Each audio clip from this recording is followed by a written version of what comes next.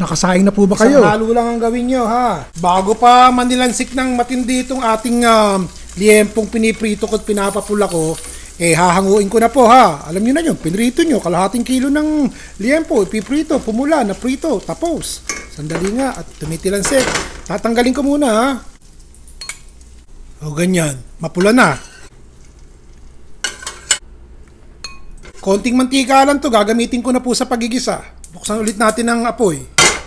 O ngayon, umpisa natin sa sibuyas. Bawang. Maraming luya. O haluin po natin yan, ha. Kapag mabango na at mapula-pula na, o tsaka natin ilalagay yung susunod na ricado. Papaya. Kaprasong papaya lang to. Kesa naman sayote, di ba? Papaya na lamang. Baka nga yan naaamot nyo na lang sa kapitbahay nyo nung nagdaang bagyo, nalaglag sa puno, di po ba? O de libre, nakaraos. Papatisan ko na po. Hindi na bagoong, dapat bagoong patis na lang. O lagay na natin tong isang latang gata. Lagyan ko ng kalahating tasang tubig.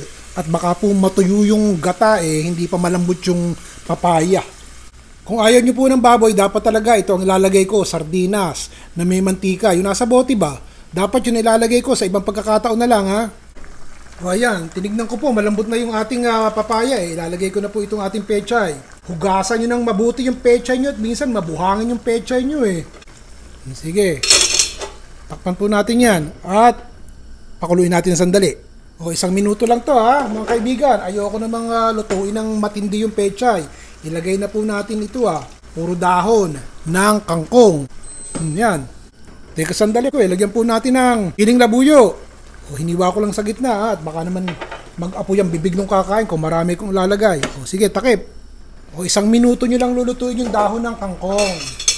Ganto-gantuhin nyo lang, nagmamantika na. Konting halo na lang, ha. O tingnan nyo, ang ganda ng kulay, di ba?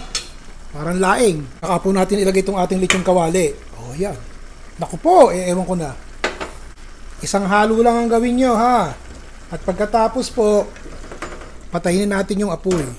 Taob kaldero na naman tong ulam natin.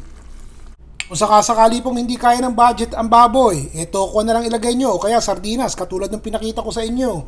Ito po yung mga dali ang luto lang. Yung mga ricadong nakikita nyo, yung gulay.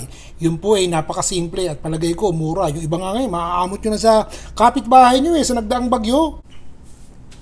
Doon po sa mga kaibigan natin na palaging nagugustuhan ang mga lutong bahay na aking ibinabahagi sa inyo. Marami pong salamat. Doon naman sa iba na medyo hindi type ang niluluto ko. O hayaan nyo po, uulitin ko. At sana po sa susunod magkaigi at maibigan nyo. Ayos? Si Ron Bilaro po.